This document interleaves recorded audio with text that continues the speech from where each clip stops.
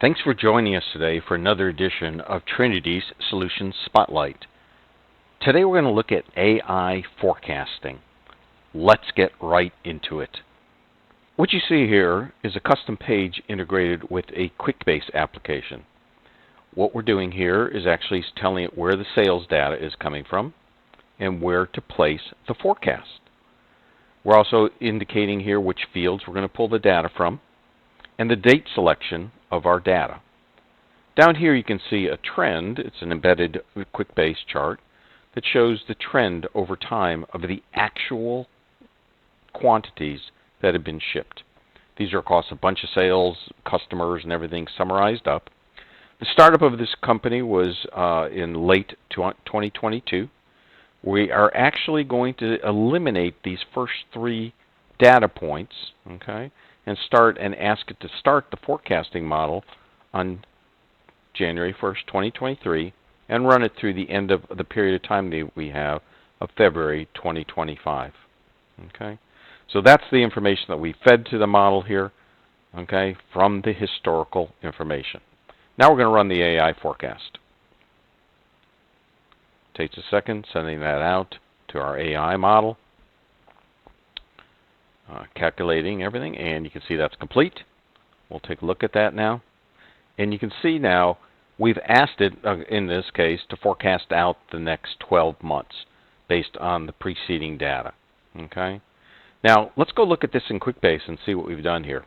So this is the exact same forecasting chart that we just showed you and a forecast summary. Let's now just refresh this. You can see how we've modeled that over time, the forecast. And based on the trend and the seasonality of this data, the model has come up with the following forecast going forward for the next 12 months. We've also created this and taken this data and put it into a QuickBase table to show how this is going to change over time as we reforecast this data as new data comes in, which is really important. So our first model you can see was run now at this time at 9:55 a.m. Okay, we're not going to go back to our little interface here, and we're going to load round 2 actual data. So this is here, in this case, we're going to load the next 4 months of actual data against this forecast. Okay, there's the data that's coming in. Okay, and we can see that modeled it pretty close based on the actuals versus the forecast. Missed a little bit on some months, but from a forecast standpoint, looks pretty good. Now that we have 4 more months worth of data, we're going to need to now reforecast going forward the next 12 months. Let's run that again.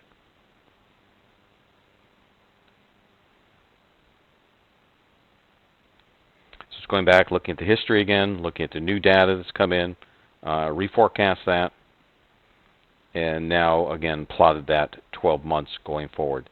Taking into account, of course, what we forecast before, what were actuals, and then reforecasting that going forward. Again, let's go look at that in QuickBase, the actual QuickBase application here. Okay, and shown you now what it's done. And it's taken now, these were the original 4 months, and we see the original quantity here against the forecasted quantity. Notice that we've added that now, that we have that, the true numbers, against what was forecasted to see how close we were. And now our second model, let's run and see how it's made some adjustments in here based on the actuals during that 4 month, and then of course projected that 12 months going forward. Okay, so let's run that one more time to show that to you. Now we're going to load in another 4 months worth of data, of actual data. So we call this round 3 actuals. You can see different companies, different products. Okay, and now you can see again, data points pretty good from a forecasting standpoint. Some are off, some are right, as you would expect with a forecast. A forecast is a forecast. All models are different like that. Let's go take a look at that now again in QuickBase.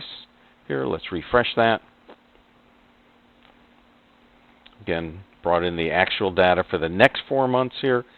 Okay, and now let's rerun that AI forecast one last time.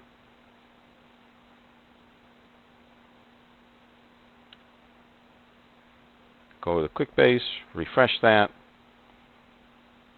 So now we've taken that and run that out another 12 months, and now a third set of data here. And you can see we've loaded in the actuals that occurred and how close we were. You can see 193. Originally we forecasted 190 on the first run. We then forecasted 183. It came in at 193. And you can see the differences here as we go, and over time how the forecast is now getting adjusted over time based on the new data. Now this example, in this specific example, we've taken 4-month chunks and rerun the forecast. Your model may be different for what you need. You may want to rerun this every month, and you can run it automatically across all your products, all your customers, however the data sits within your application. But here's an example and a demonstration of how AI can be used for predictive analytics in forecasting, and how you can continuously better that data as more information is known. Let's talk about some of the paths to trying out AI at your company. First of all, we always say start small. Don't try to boil the ocean. Pick something that you know you've got good data history on, that you need that to look at that, to be able to measure the outcomes and know what they should be reasonably well. Yes, you're using AI to help you with that, but you have a good idea what that there's use case with definitely measurable outcomes. You want to, of course, leveraging existing data. You want to start something new because you need a history of data. In this case, we had over 2 years worth of data, 2023, 2024, and a little bit into 2025, 2 months. So there was some really good history here. You've got to have some good history. And you can experience safely in a pilot type mode like this, like we've shown you, and be able to test, retest, and make sure that you're validating those results. You want to involve your end users to get input from them, of course, as with anything any client we work with regards to that. And then once you're successful with the first one, then start expanding it to new use cases and look at other areas of your business. Now, how do you adopt AI? Well, in your business, where is the biggest question? Here's some ideas for you. Forecasting and trend prediction, just like we showed you today. Potentially process automation and repetitive tasks that need to be automated. We've done some natural language insights too, where you can speak, type, whatever into a field and ask AI to analyze that and come up with results of that.